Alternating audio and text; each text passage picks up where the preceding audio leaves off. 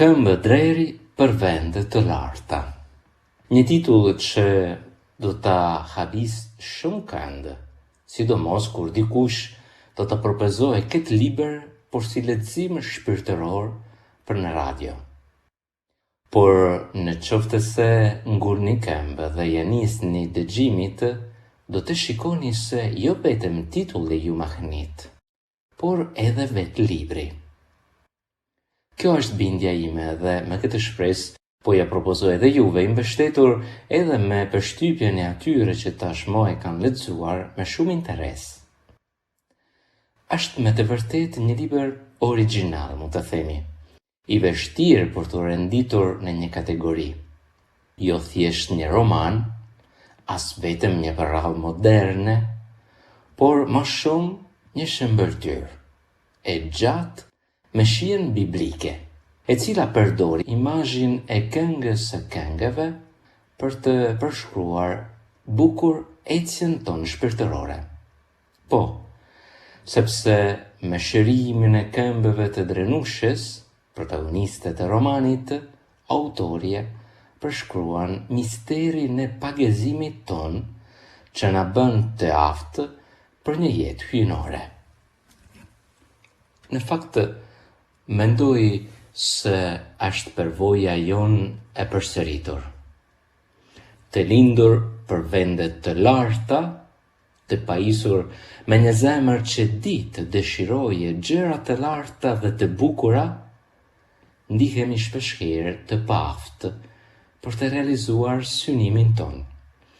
Pasi këmbët tona, sikurse në këtë shëmbërtyrë, janë të shtrembra, të dobta dhe të lodhura. Si të arrim pra aty ku na çon dëshira jon, si të jetojmë plotësisht,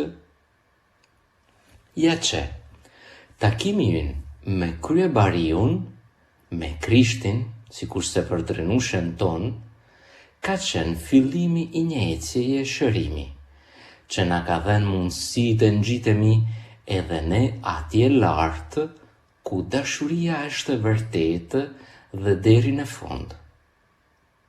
Krishti tashmë i ka shëruar këmbët tona me ujin e pagëzimit, me hirin e tij, por ndoshta na ndodh prap se jeta na bën të kalojmë nëpër lugina të errta dhe të vështira. Mos ndoshta nuk e kemi përvetësuar plotësisht dhuratën e pagëzimit, mos ndoshta janë semur prap këmbët tona. Njëra prej pengesave të asaj ngjitje lartë e zbulon menjëherë Drenusha jon, janë shoqet e padëshiruara të ecjes sonë të përditshme, hidherimi dhe vuajtja. Askush nuk i duron, askush nuk i pret, dhe prap se prap janë pjesa e pashmangshme e jetës së çdo kujt. Kryebariu nafton të mos ndalemi aty, por që të pajtohemi me praninë e tyre afër nesh, sikurse beri ai vetë në ditët e mundimeve dhe të kryqit të tij.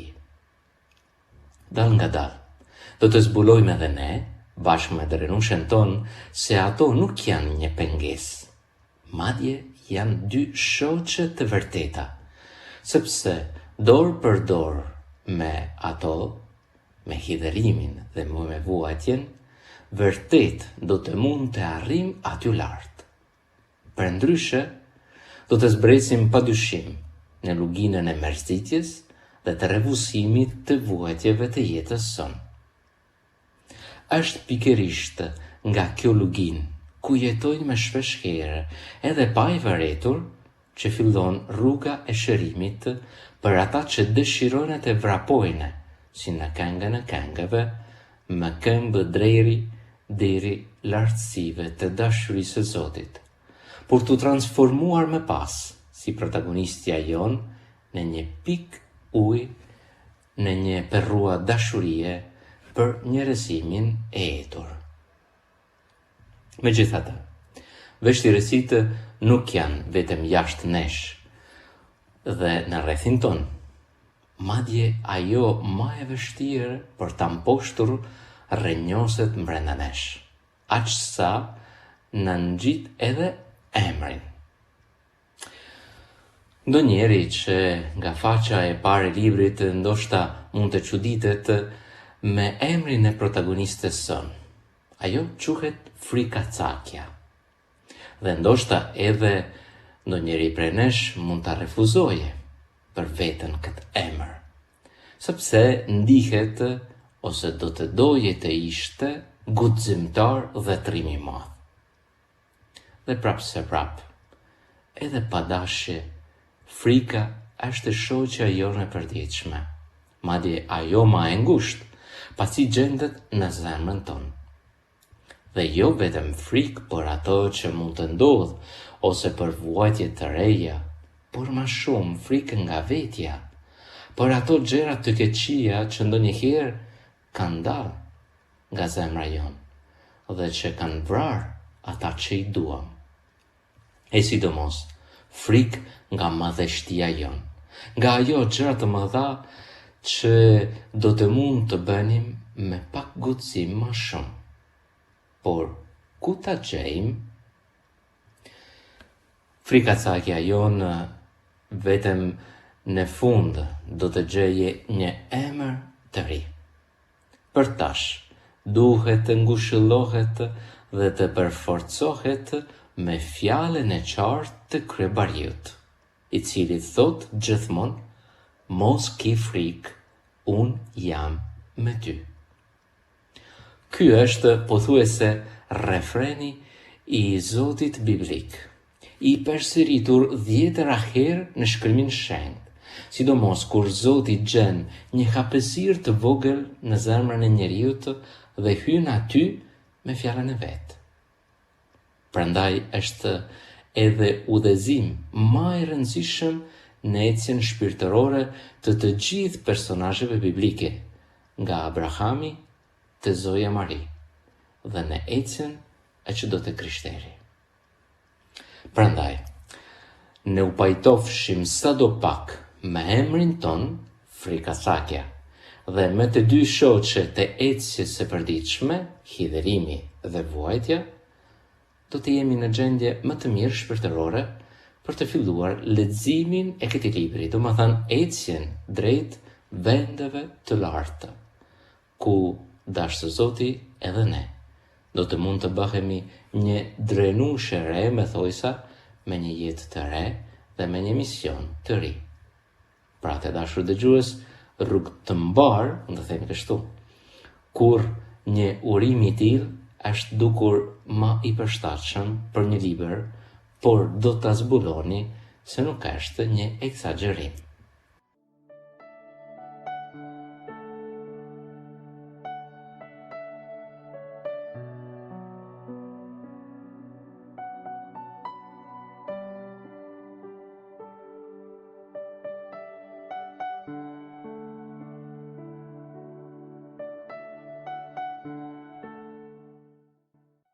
Tani të dashur dëgjues, fillojmë të lexojmë librin ton. Kemi në dorë në këtë rast kapitullin e parë që titullohet Ftesa në përvende të larta. Me pak fjalë që në fillim, romani ynë na paraqet gjendjen fillestare të protagonistes, gjendjen e mirë të saj. Emri i saj është gjithë një program, Frikacakja, e cila nuk di të jetojë lirshëm në vendin e vet, plot me sulmime dhe rreziqe. E lindur me aftësi të kufizuar, sikurse çdo njeri që lind në këtë botë, ajo nuk mund të ecë në vende të larta të jetës, pasi këmbët i ka të shtremta dhe të dobta. I duhet të kënaqet me një jetë të kufizuar në rrethin shumë të ngushtë ku ka lindur dhe është rritur. Do të donte, e ka dëshiren për një jetë më të bukur dhe me vlerë, por frika e pushton dhe ja pengon çdo vendim për t'ia nisur asaj rruge. Gjithashtu, as konteksti nuk e ndihmon as pak. Ajo jeton në luginën e poshtërimit, sikurse të gjithë ne, kur kemi përshtypjen se kjo gjendje jonë e mirë, kjo jetë kështu, është një poshtërim, një padrejtësi e pamerituar, sepse zemrën e kemi për vende të larta, por këmbët të brishta na detyrojnë të jetojmë në për vende të ulta. Kemi lindur në një familje shumë të mirë, por e cila nuk na ka transmetuar guximin e nevojshëm për të jetuar vërtet. Këtu, në këtë botë, të gjithë kanë frikë për vende të larta, nga dashuria e vërtet, nga jeta me përmasën hyjnore, dhe të gjithë kanë gjetur si rrugdalje një qëndrim që përshtatet me të ashtu queturin realitet. Kjo është jeta, thot Milleti, me punu, me jetu, me u martu, dhe zakonisht askush nuk ka çon deri në fund mohabetin, i cili do të përfundoje me një fjalë shumë të frikshme, me vdek, kështu pa jetu vërtet, plotësisht. Bota ka frikë, t'ja thot vetes këtë të vërtet të hidhur dhe mashtron veten me një mijë gjëra që duken të bukura dhe të këndshme, që ta mbushin syrin, por që dal nga dal të zbrazin zemrën. Fatkeqësisht, gjendja e protagonistes është edhe më e rëndë, më e vështirë, pasi familja e frikacakes nuk kënaqet me kaq, madje don edhe ta martoje me kushërinë e vet, që quhet frika e lekondur. Çfarë fati madh që i pas ka rënë asaj drenushë, plot me frikë për veten dhe e martuar me dikën që edhe më shumë i arrit atë frikë. Romani mund të përfundonte këtu, me këtë dasmë të pahishme, sikur ndoshta ka përfunduar për ndonjërin prej nesh, kur duket se historia, jeta, janë kundër nesh, na pushtërojnë, na mbysin me një fat pa fat. Duke hedhur shikimin ton rreth e rrotull, shpeshherë kemi përshtypjen se shumë kush është martuar me ato frikë të lekondur. Sidomos kur verejme se frika për të dashur deri në fund, për të fluar për ato që duam, frika për të jetuar në lartësi të zemrës son, është aq e madhe sa që nuk dalin më prej asaj lugine. Jeta jon mund të përfundojë këtu, me suksese kushte e lek sa të duash, por e varfër për nga marrëdhëniet dhe dashuria. Tani të dashur dëgjues, ju lë me leximin e romanit që na shoqëron në këtë emision, Këmbë drejri për vende të larta, lexojmë një pjesë të kapitullin e parë.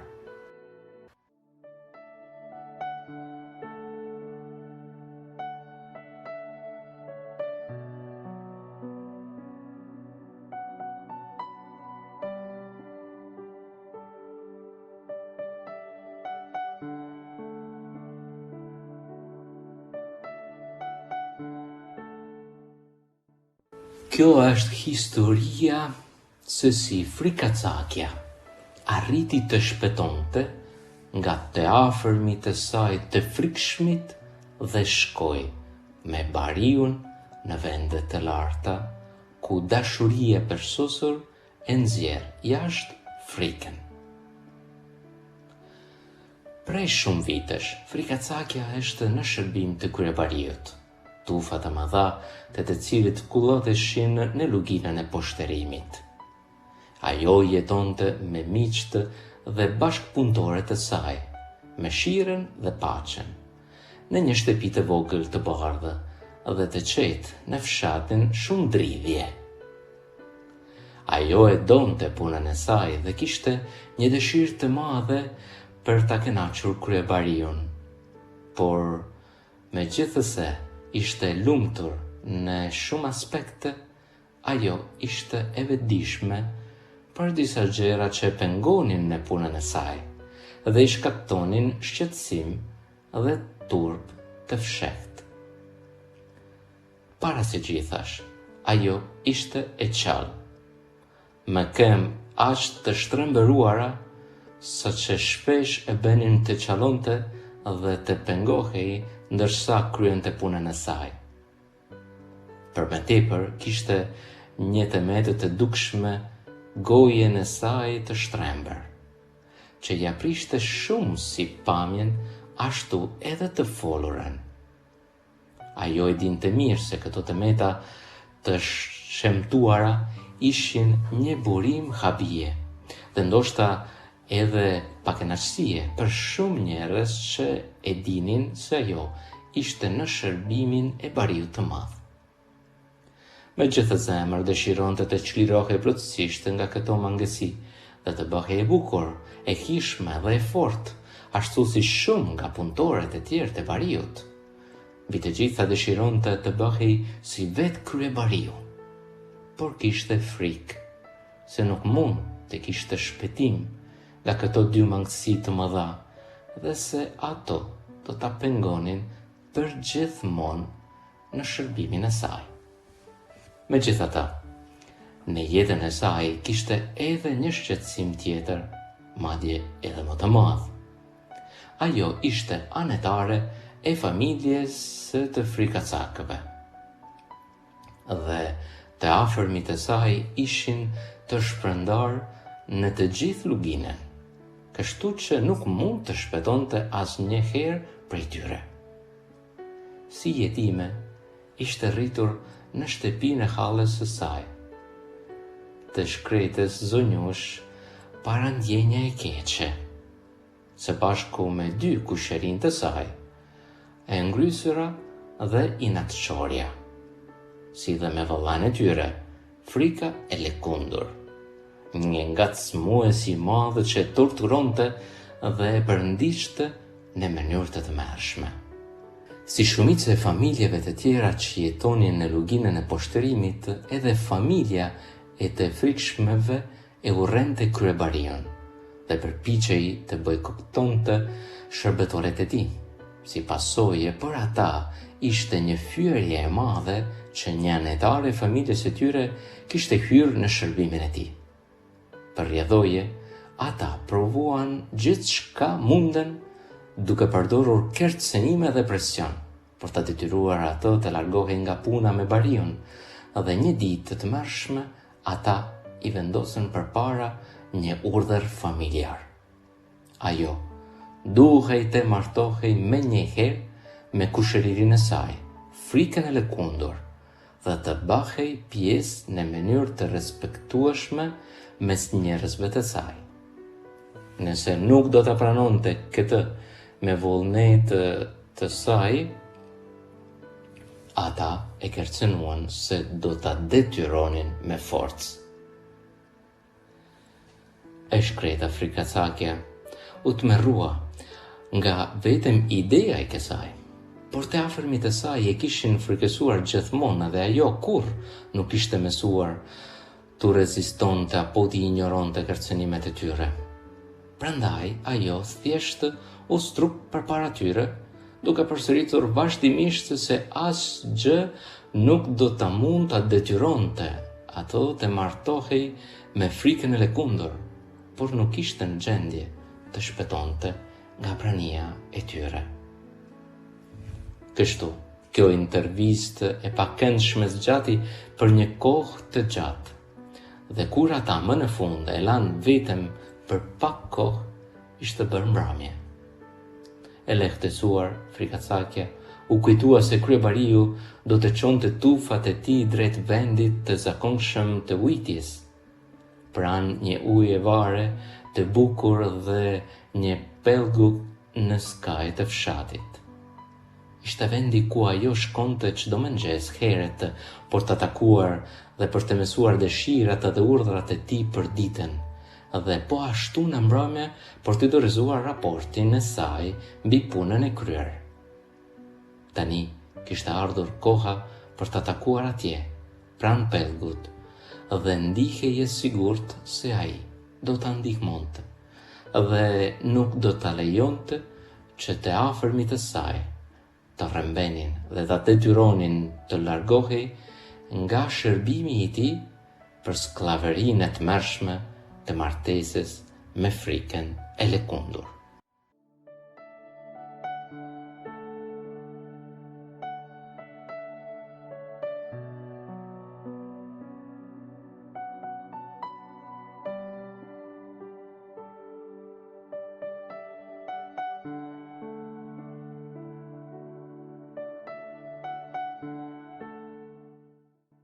Tani të dashur dëgjues, pasi kemi folur për gjendjen e merë fillestare të protagonistës së romanit ton, kalojmë në një pjesë tjetër të librit ku paraqitet rëndësia e dëshirës për vendet e larta.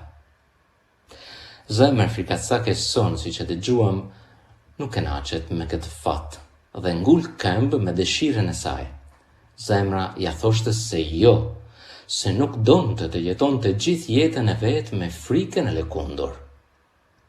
Por ku do të mund të gjeje guximin për të kundërshtuar vendimin e familjes? Ku të gjeje pa kurajo, ajo frikacake që nga lindja? Me sa duket nuk ka rrugdalje për të. Ose po?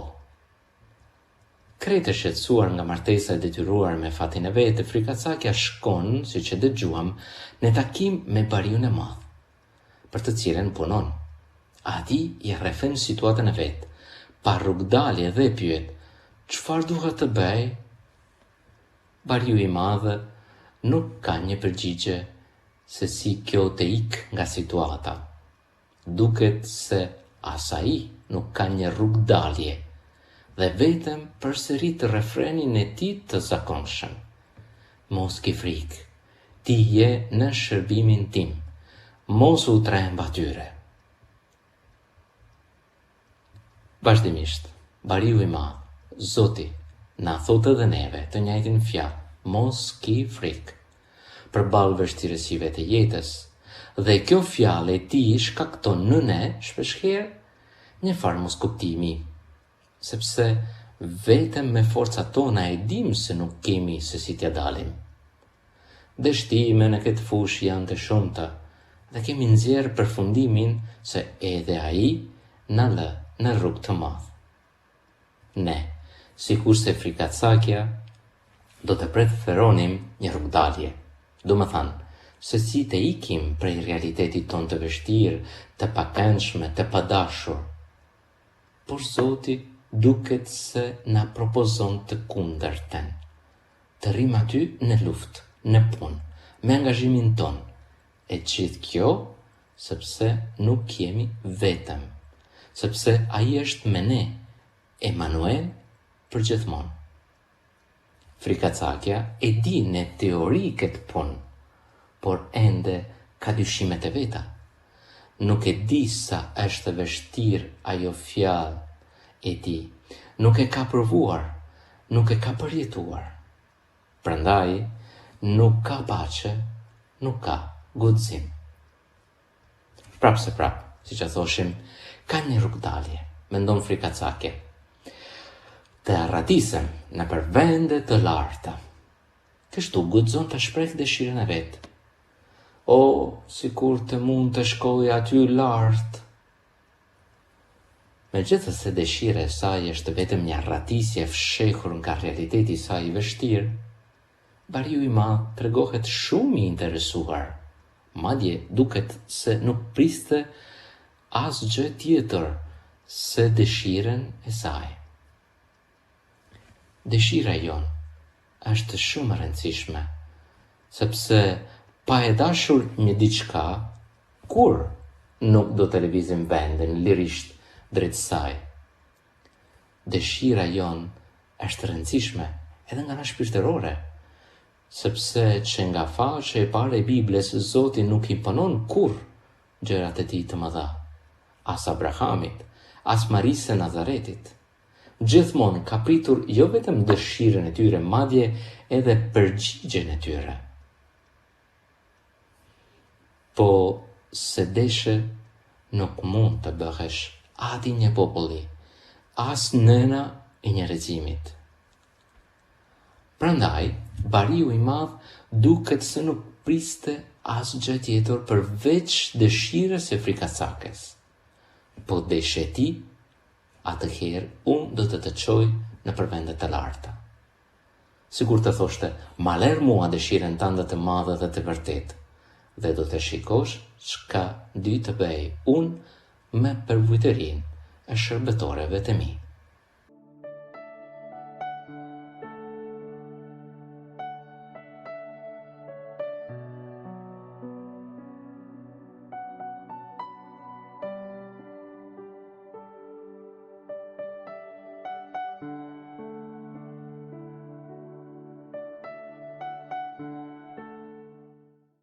Ende duke u dridhur nga frika dhe pa u ndalur për të fshirë lotet nga fytyra, frikacakja mbylli derën e shtëpisë dhe u nis drejt ujevarës dhe pellgut.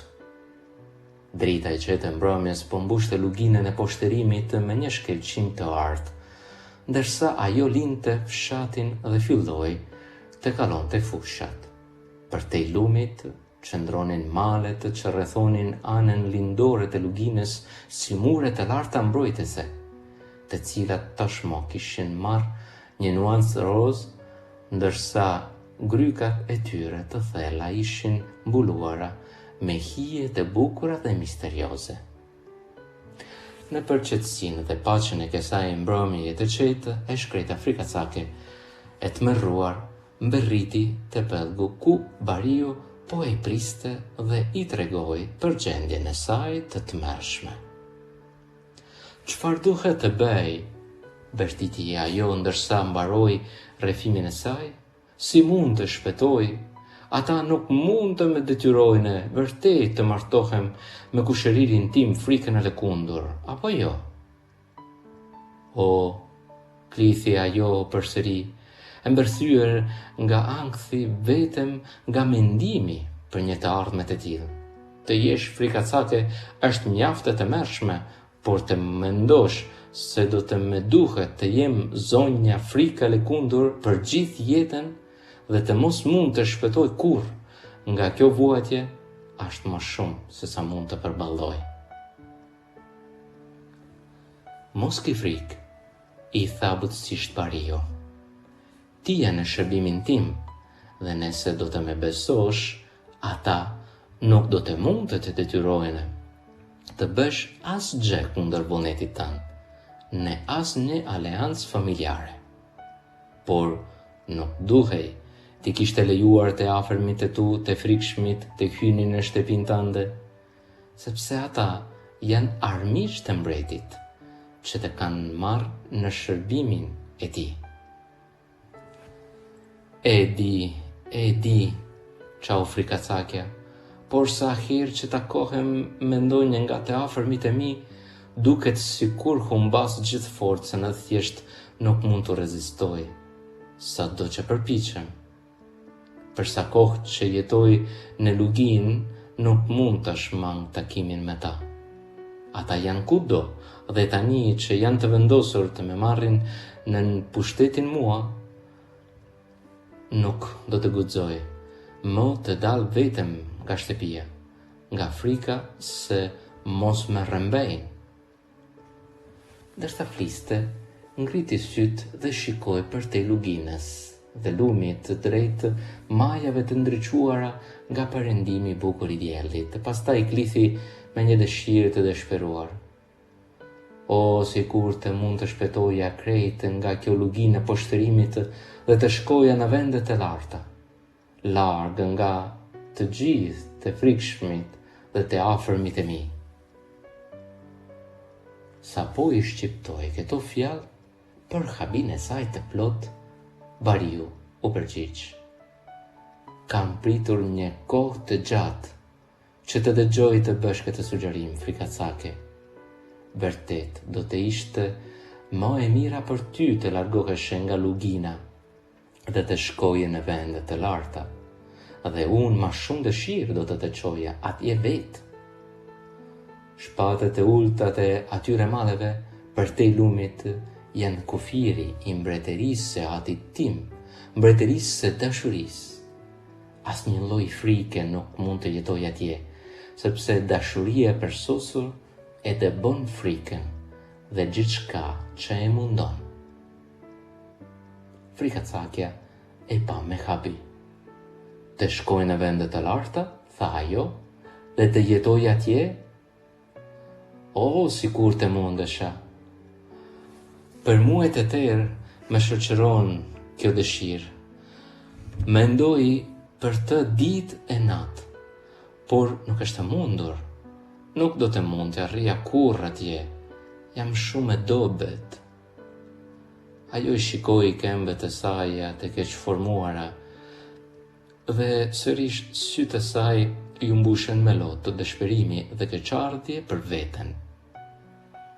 Këto male janë aq të thepisura dhe të rrezikshme.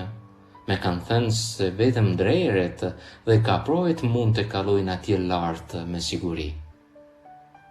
Është vërtet që rruga për në vendet të larta është vështirë dhe e rrezikshme, tha Bariu.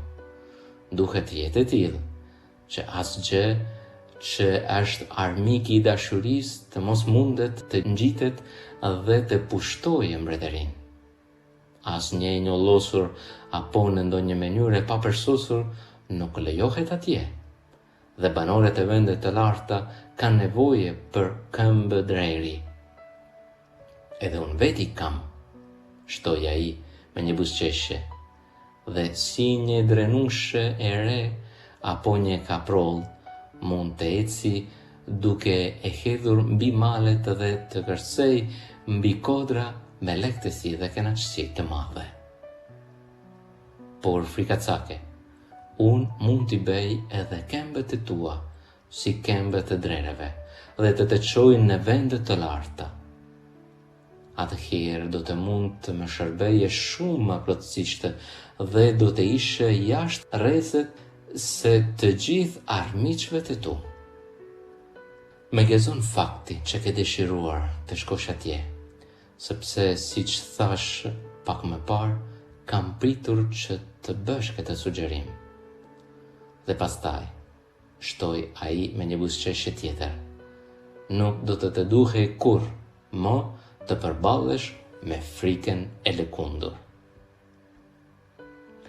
Frikacakja e pa me dyshim. Të më bësh këmbët si këmbët e drereve?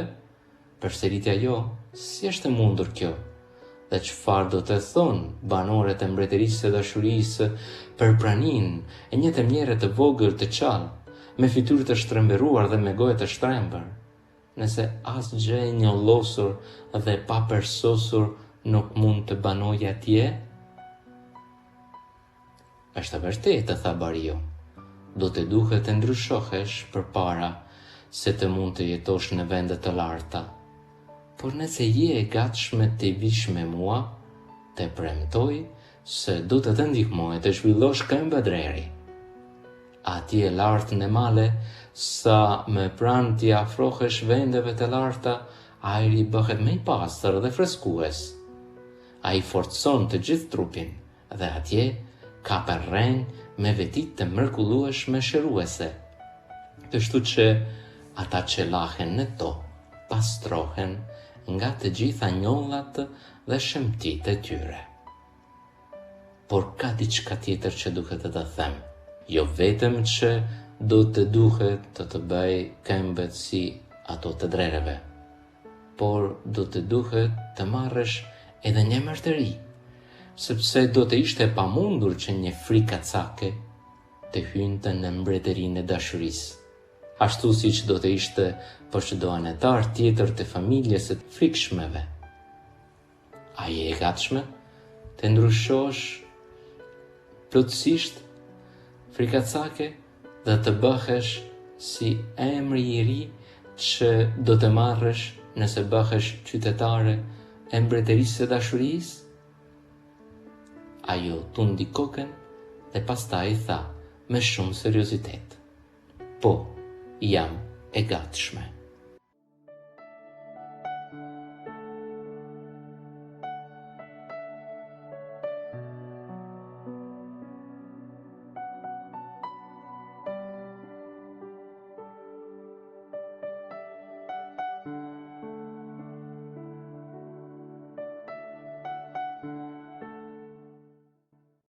Të dashur dëgjues, vazhdojmë të lexojmë romanin ton Këmbëdreri për vende të larta. Jemi në kapitullin e parë e tani kalojmë tek një pjesë tjetër në të cilën përshkruhet lulja e dashurisë hyjnore.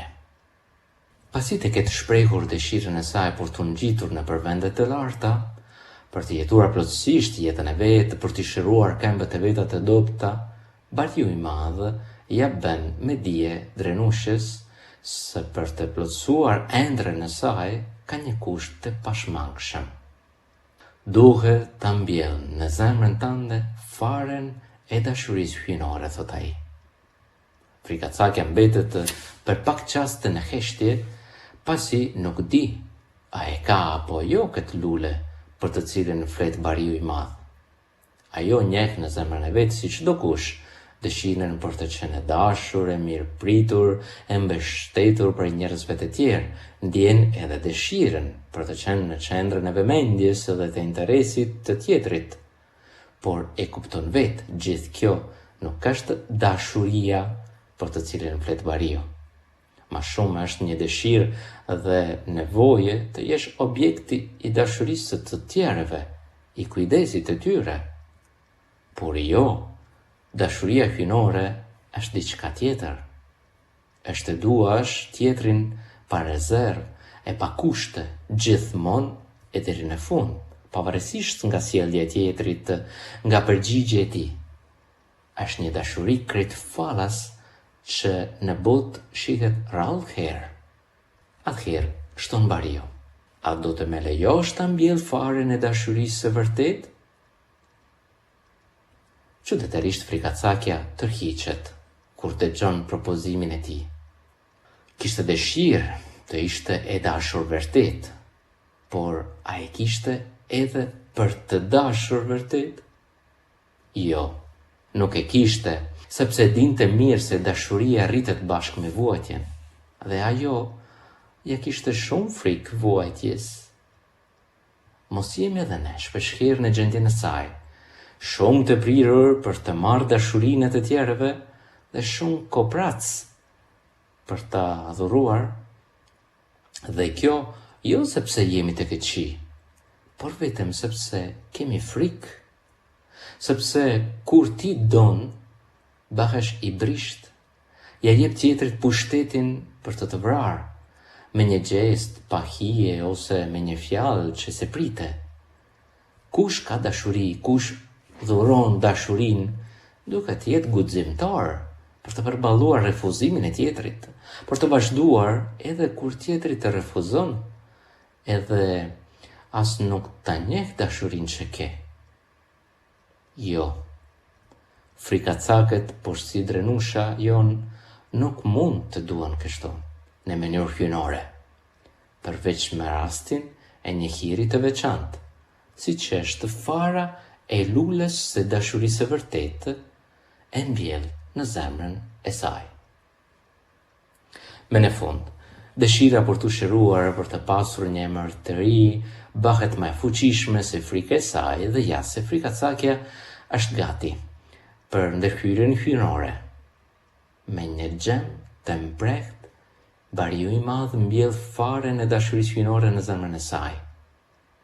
Siç e kishte thënë, Bariu kur nuk na mashtron, në fillim shkaktoi një vuajtje, por ma vonë filloi të lulëzonte në zemrën e saj lulja e dashurisë, lulja e lumturisë, sepse lumturia vjen me dashuri, e cila vjen me vuajtjen. Po u pajtove me këtë kusht dhe po e patë dëshirë për një jetë të re dhe për një emër të ri, lutet edhe ti, Bariun e Madh, të lutem, mbille faren tënde këtu në zemrën time, që të dua vërtet, pa kusht, pa ngurrim, që të jem e lumtur tash e përgjithmonë. Tani, të dashur dëgjues, ju ftoj në lexim të tekstit që na shoqëron në këtë emision. Jemi gjithmonë në kapitullin e parë, të dëgjojmë pjesën kur flitet për luljen e dashurisë hyjnore.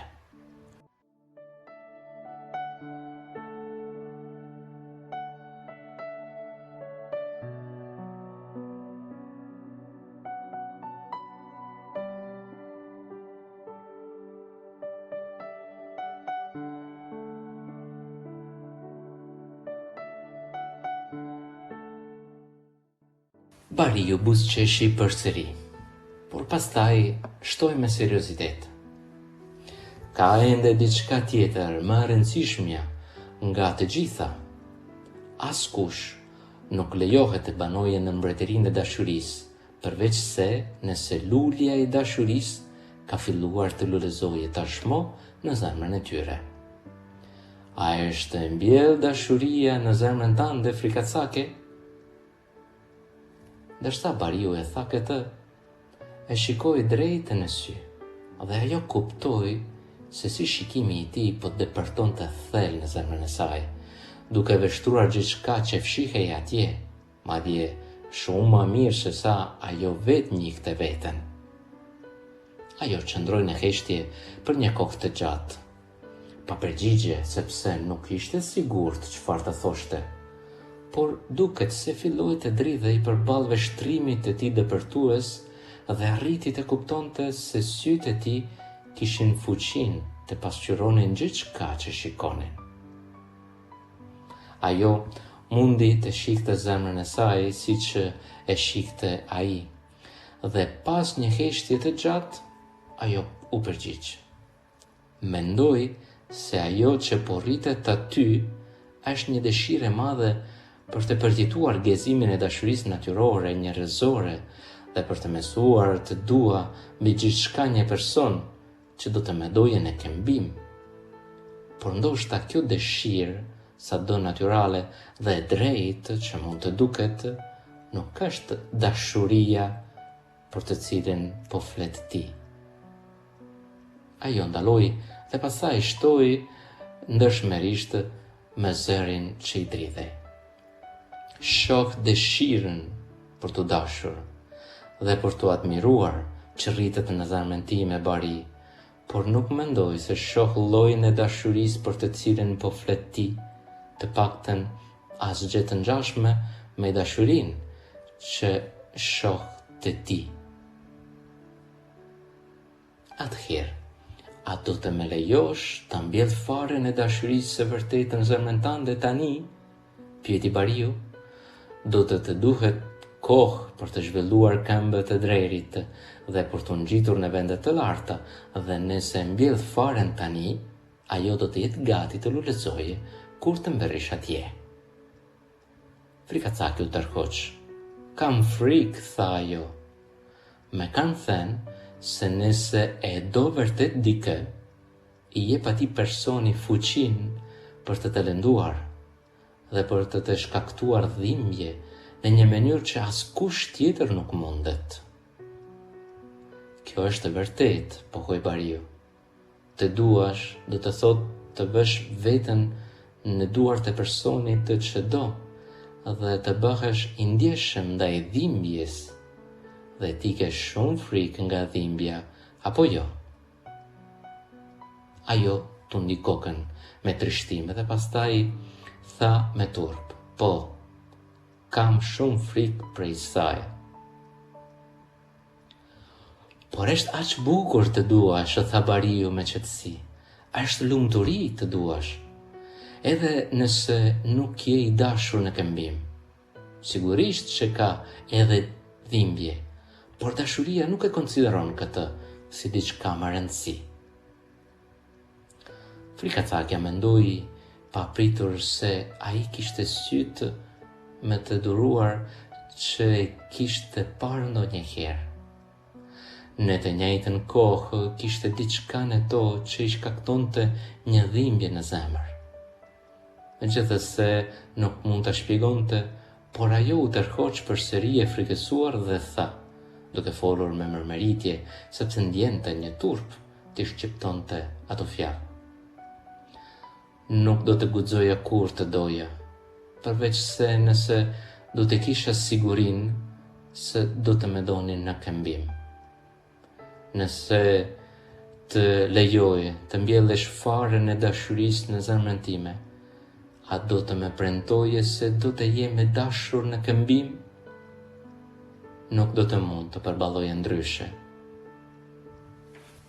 Buzëqeshja që i drejtoi asaj ishte më e buta dhe më e dashura që kishte parë ndonjëherë. Por sërish, për të njëjtën arsye, të paperceptueshme si më parë, i preku zemrën në thellë. Po, tha ai, pa asnjë hezitim. Të premtoj, frikacake, se kur bima e dashurisë të jetë gati për të lulezuar në zemrën tënde, dhe kur të jesh gati të ndryshosh emrin tënd, duhesh në këmbim. Një drithërime gëzimi i përshkoi trupin nga koka të këmbët. Duke i të jetë mrekullueshme për të besuar, por bariu vetë po e bënte këtë premtim dhe për një çast ajo ishte sigurt. Ai nuk gënjente. Të lutem, mbille dashurinë në zemrën time tani, tha ajo me një zë të lehtë. E gjora, edhe kur ju premtua gjëja më e çmueshme në botë, ajo ishte e frikësuar. Bariu futi dorën në kraharor, nxori diçka dhe e vendosi në pallembën e dorës së tij. Pastaj ia zgjati dorën frikacakes.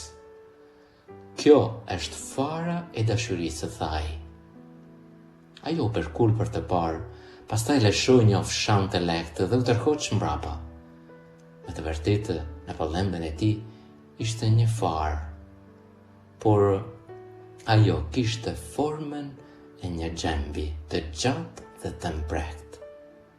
Frikacakja e kishte vënë re se duart e bariut ishin të shënuara dhe të blagosura, por tani vuri re se plaga në pallembën e dorës së tij kishte pikërisht të njëjtën formë dhe madhësi si fara e dashurisë që ndodhej përballë saj.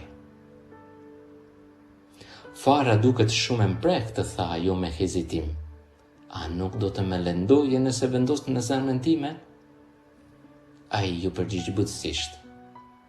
Është aq e mprehtë sa që futet shumë shpejt, por frikacake, te kam paralajmëruar tashmë se dashuria dhe dhimbja ecin së bashku, të paktën për një farë kohe. Nëse dëshiron të njohësh dashurinë, duhet të njohësh edhe me dhimbjen. Frikacakja e pa xhembin dhe u strup nga frika. Pastaj pa fytyrën e bariut dhe përsëriti me vete fjalët e tij. Kur fare dashurisë në zemrën tënde të jetë gati për të lulezuar, do të duhesh në këmbim. Dhe një guximiri i çuditshëm lulezoi brenda saj. Pa pritmas, ajo bëri një hap përpara, e zburoi zemrën dhe tha: "Të lutem, mbille faren këtu, në zemrën time." Fytyra e tij u ndriçua, e një buzëqeshje gëzuar dhe me një notë hareje në zë. Ai tha: "Tani do të jesh në gjendje të vish me mua në vende të larta dhe të bëhesh një qytetare e mbretërisë së atit tim." Pastaj ai e shtyi xhembin në zemrën e saj. Ishte vërtet ashtu siç kishte thënë ai. Ajo ndjeu një dhimbje të mprehtë të therrëse, por xhembi u fut shpejt dhe me pas papritur një ëmbëlsi që nuk e kishte ndjer kurrë më parë. Madje as e kishte imagjinuar, i përshkoi trupin. Ishte një ëmbëlsi e hidhur, por ëmbëlsia ishte më e fortë. Ajo kujtoi fjalët e bariut: "Është aq bukur të duash." Dhe papritur, faqet e saj të zbehta morën një ngjyrë roz dhe syt i shkëlqyen. Për një moment frikacakja nuk dukej as pak e frikësuar. Goja e saj e përdredhur u zbut në një buzëqeshje të lumtur dhe sy të ndritshëm së bashku me faqet të skuqura e bën pothuese të bukur. Faleminderit, të tha ajo, duke qarë dhe ra në gjumë para këmbëve të bariut. Sa i mirë je, sa i duruar je, nuk ekziston askush në botë kaq i mirë dhe i dashur sa ti. Do të vi me ty, në male, do të besoj që të më bësh këmbët si këmbët e drerit dhe të më qosh, madje edhe mua, në vendet të larta.